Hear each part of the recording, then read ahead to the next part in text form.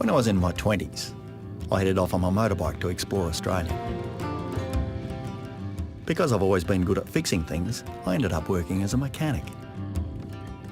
I often had to travel out to remote places to make repairs, and once the sun went down, I would park up and sleep under the only roof available, the magnificent Milky Way. Looking up at our big, bright Australian night sky completely blew me away and made me want to understand the way it all changed each night, including the one thing that everyone knows. Tonight we have a beautiful big bright moon framed by the pinnacles. And because it's so close to Earth, it's by far the easiest thing for us to see. And we don't need any special equipment to see it either. Your own eyes will do just fine. No prizes for recognising this as the moon, but you might spot that something seems not quite right about it. Compare this picture, taken from the UK, with my Australian view. You can instantly see that the moon looks a different shape. The shadow is on the other side. But that's not all. Look more closely at the patterns on the surface. The big dark area on the left of the moon is the Sea of Tranquility. It's the place where Apollo 11 landed.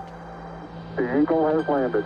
Roger, Tranquility. We copy you on the ground. You got a bunch of guys about to turn blue. We're breathing again. Thanks a lot. So let's compare the view that we've got here tonight with the one that you've got in the UK.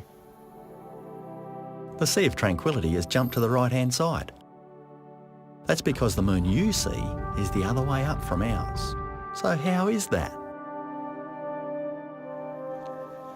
Everyone on Earth is seeing the same moon at the same time.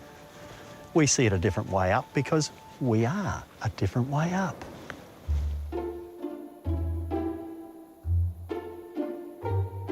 So we're going to use my motorcycle helmet here to represent the Earth. And we're going to use this little camera to represent you sitting on top of the Earth. If you imagine that my face is the moon, the view from this camera shows how you'd see it from the UK. The right way up. And if we travel from the UK to Australia, we're going to go around the curve of the Earth until maybe I look a little different. So going around to the other side of the Earth means that we see things in a different way because one of us is upside down. And I'm not sure if it's you or me. Our opposite views of the moon turn its monthly phases on their head too. We see the same phase of the moon from anywhere on Earth at the same time, but the way we see that moon depends which way up we are.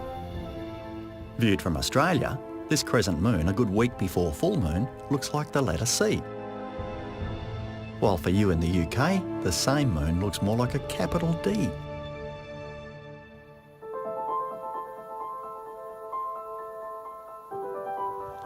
Just as we see the moon from a different angle depending on where we are on the planet, it's the same with the constellations in the sky. And tonight we've got the magnificent Orion the Hunter pretty much directly overhead. And you might notice that it looks a little bit different in our Australian skies than it does in the skies from the UK.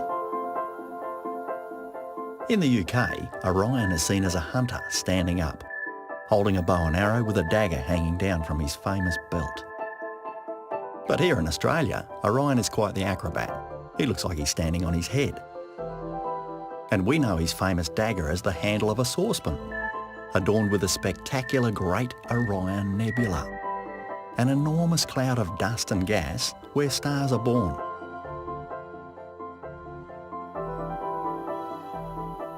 I love watching the stars. Whichever hemisphere you're watching the night sky from, observing the changes and differences is always an adventure.